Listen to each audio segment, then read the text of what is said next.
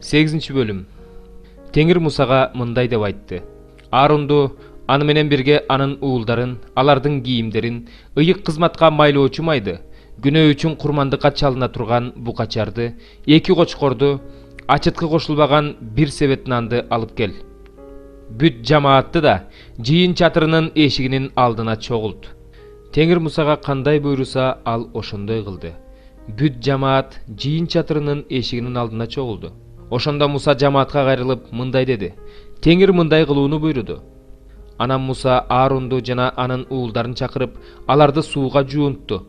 Анан Аарунга узун көйнөк кийгизип, белине бел курчоо курчап, анын үстүнөн чапан кийгизип, анын үстүнөн алжапкыч кийгизип, алжапкычтын сыртынан бел курчоо курчап, аны менен алжапкычты байлап койду.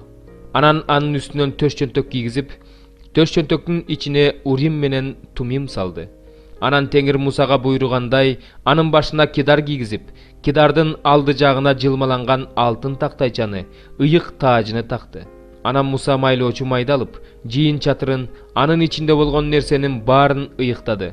Анан майлоочу майдан алып, курмандык чалынуучу жайга 7 жолу чачып, курмандык чалынуучу жайды жана анын баардык буюмдарын, жуунгучту, анын таканыштарын ыйыктады. Анан майлоочу майдан Аарундун башына койду, аны ыйыкташ үчүн майлады.